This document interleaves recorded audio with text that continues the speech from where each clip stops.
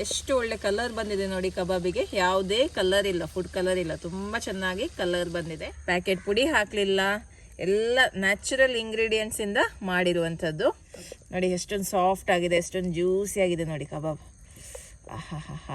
Hi ಎಲ್ಲರಿಗೂ, ಇವತ್ತು ನಾನು ಚಿಕನ್ ಕಬಾಬ್ ಅನ್ನ ಮಾಡ್ತಾ ಇದ್ದೀನಿ. ಸ್ಪೆಷಲ್ ಏನಂದ್ರೆ ಈ ಕಬಾಬ್ ಮಾಡ್ಲಿಕ್ಕೆ ನಾನು ಯಾವುದೇ ರೀತಿಯಾದ ಪ್ಯಾಕೆಟ್ ಪುಡಿಯನ್ನ ಬಳಸ್ತಾ ಇಲ್ಲ. ಮನೆಯಲ್ಲೇ ನಾನು ಮಸಾಲನ ಕಡೆದು ಯಾವ ರೀತಿ ಒಂದು ಒಳ್ಳೆ ಕಬಾಬ್ ಅನ್ನ ಮಾಡ್ಬೋದು ಅಂತ ಹೇಳಿಕೊಡ್ತೇನೆ. ಮತ್ತೆ ಇದಕ್ಕೆ ಫುಡ್ ಕಲರ್ ಎಲ್ಲ ಹಾಕುವ ಅವಶ್ಯಕತೆನೇ ಇಲ್ಲ. ನಾವು ಯೂಸ್ ಮಾಡಿರುವಂತಹ ಮಸಾಲೆಯಲ್ಲೇ ಒಳ್ಳೆ ಒಂದು ಕಲರ್ ಬರುತ್ತೆ. ಬನ್ನಿ ಹಾಗಾದ್ರೆ ಈ ರೆಸಿಪಿನ ಯಾವ ರೀತಿ ಮಾಡುದು ಅಂತ ನೋಡುವ. ಓಕೆ, ಚಿಕನ್ ಕಬಾಬ್ ಮಾಡ್ಲಿಕ್ಕೆ 1 kg ಚಿಕನ್ ಅನ್ನ ತಕೊಂಡಿದ್ದೇನೆ. ಚಂದ ಮಾಡಿ ತೊಳೆದು ರೆಡಿ ಮಾಡಿ ಇಟ್ಟಿದ್ದೇನೆ. ನೋಡಿ, ಲೆಗ್ ಪೀಸಿಗೆ ನಾನು ಕಟ್ಸ್ ಅನ್ನ ಹಾಕಿದ್ದೇನೆ. ಓಕೆ, ಈಗ ಇದಕ್ಕೆ ಸ್ವಲ್ಪ ಉಪ್ಪನ್ನ ಹಾಕ್ತಾ ಇದ್ದೇನೆ, ಕಲ್ಲುಪ್ಪು. 1 ನಿಂಬೆಯ ರಸವನ್ನು ಹಾಕುವ.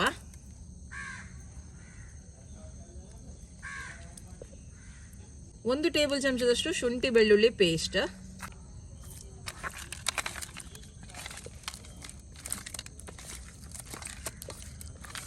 ಇದನ್ನ ಒಂದು 10-15 ನಿಮಿಷ ಹೀಗೇನೆ ಇಡುವ. ಓಕೆ, ಅಷ್ಟರ ತನಕ ಇದಕ್ಕೆ ಬೇಕಾಗಿರುವಂತ ಮಸಾಲೆಯನ್ನ ರೆಡಿ ಮಾಡುವ. ಮಸಾಲೆಗೆ ಇಲ್ಲಿ ನಾನು ನೋಡಿ 25 ಬ್ಯಾಡಿಗೆ ಮೆಣಸನ್ನು ತಗೊಂಡಿದ್ದೇನೆ. ನೋಡಿ, ಇದು ತುಂಬಾ ಸಾಫ್ಟ್ ಆಗಿದೆ. ಇದನ್ನ ನಾನು ಬಿಸಿ ನೀರಲ್ಲಿ ಒಂದು ಅರ್ಧ ಗಂಟೆ ನೆನೆಸಿಟ್ಟಿದ್ದೆ, ಹಾಗಾಗಿ ಇದು ಒಳ್ಳೆ ಸಾಫ್ಟ್ ಆಗಿದೆ. ಹೀಗೆ ಮಾಡುವುದರಿಂದ ನಿಮ್ಗೆ ಕಬಾಬಿಗೆ ಒಳ್ಳೆ ಕಲರ್ ಬರುತ್ತೆ.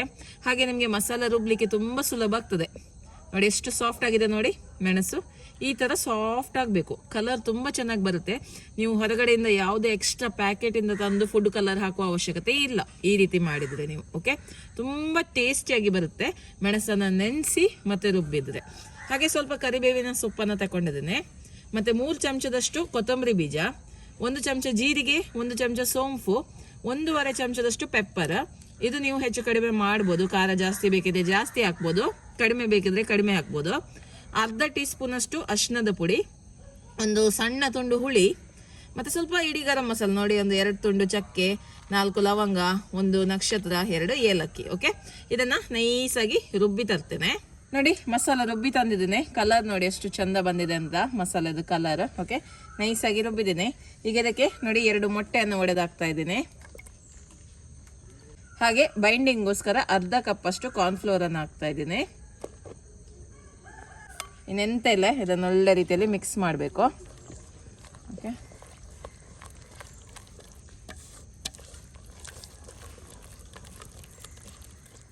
ಈಗ ಚಿಕನ್ ಅನ್ನು ಇದಕ್ಕೆ ಹಾಕಿ ಮ್ಯಾರಿನೇಟ್ ಮಾಡುವ.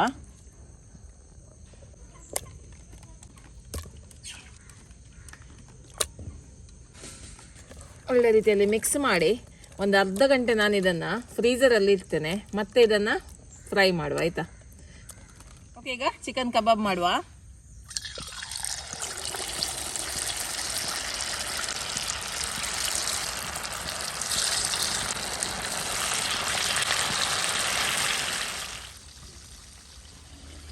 ನೋಡಿ ಎಷ್ಟು ಒಳ್ಳೆ ಕಲರ್ ಬಂದಿದೆ ನೋಡಿ ಕಬಾಬಿಗೆ. ಯಾವುದೇ ಕಲರ್ ಇಲ್ಲ, ಫುಡ್ ಕಲರ್ ಇಲ್ಲ, ತುಂಬಾ ಚೆನ್ನಾಗಿ ಕಲರ್ ಬಂದಿದೆ.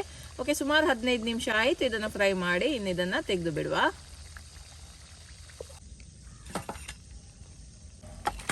ನೋಡಿ, ಭಾರಿ ಒಂದು ರುಚಿಯಾದ ಕಬಾಬ್ ರೆಡಿ ಆಗಿದೆ. ಅದು ಕೂಡ ಮನೆಯಲ್ಲಿ ಮಾಡಿರುವಂತ ಕಬಾಬ್ ಮಸಾಲದಿಂದ. ಓಕೆ, ಯಾವುದೇ ರೀತಿಯಾದ ಫುಡ್ ಕಲರ್ ಇಲ್ಲ, ಪ್ಯಾಕೆಟ್ ಪುಡಿ ಹಾಕ್ಲಿಲ್ಲ, ಎಲ್ಲ ನ್ಯಾಚುರಲ್ ಇಂಗ್ರೀಡಿಯೆಂಟ್ಸ್ ಇಂದ ಮಾಡಿರುವಂತದ್ದು. ಓಕೆ, ತುಂಬ ಚೆನ್ನಾಗಿ ಬಂದಿದೆ ನೋಡಿ. ಕೋಟಿಂಗ್ ಎಲ್ಲ ಎಷ್ಟು ಚೆನ್ನಾಗಿ ನಿಂತಿದೆ ಅಂತ ಹೇಳಿ. ಸ್ವಲ್ಪ ಲೆಮನ್ ಅನ್ನು ಹಾಕ್ತಾ ಇದ್ದೀನಿ. ವಾವ್. ಓಕೆ, ಈಗ ಒಂದು ಪೀಸ್ ಟೇಸ್ಟ್ ಮಾಡಿ ನೋಡುವ ಯಾವ ರೀತಿ ಬಂದಿದೆ ಅಂತ ಹೇಳಿ. ಓಕೆ, ನೋಡಿ ಎಷ್ಟೊಂದು ಸಾಫ್ಟ್ ಆಗಿದೆ, ಎಷ್ಟೊಂದು ಜ್ಯೂಸಿ ಆಗಿದೆ ನೋಡಿ ಕಬಾಬ್. ತುಂಬ ಜ್ಯೂಸಿ ಆಗಿದೆ. ಬಿಸಿ ಉಂಟೀಗ ನೋಡಿ, ಒಳ್ಳೆ ರೀತಿಯಲ್ಲಿ ಬೆಂದಿದೆ, ತುಂಬ ಸಾಫ್ಟ್ ಆಗಿದೆ. ಟೇಸ್ಟ್ ಮಾಡಿ ನೋಡುವ. ಟೇಸ್ಟ್ ಮಾಡ್ತಾ ಇದ್ದೀನಿ.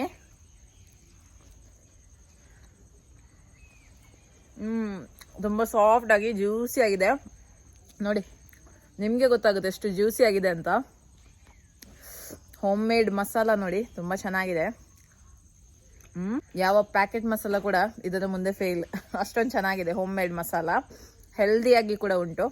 ಸೊ ತುಂಬಾನೇ ರುಚಿಯಾಗಿದೆ. ನೀವು ಕೂಡ ಇದೇ ರೀತಿ ಮನೆಯಲ್ಲಿ ಮಸಾಲವನ್ನು ರುಬ್ಬಿ ಕಬಾಬನ್ನು ಮಾಡಿ ನೋಡಿ, ನಿಮಗೆ ಕೂಡ ತುಂಬ ಇಷ್ಟ ಆಗುತ್ತೆ. ಓಕೆ, ಇನ್ನು ಮುಂದಿನ ವಿಡಿಯೋದಲ್ಲಿ ಸಿಗ್ತೀನಿ. ಅಲ್ಲಿ ತನಕ ಬಾಯ್.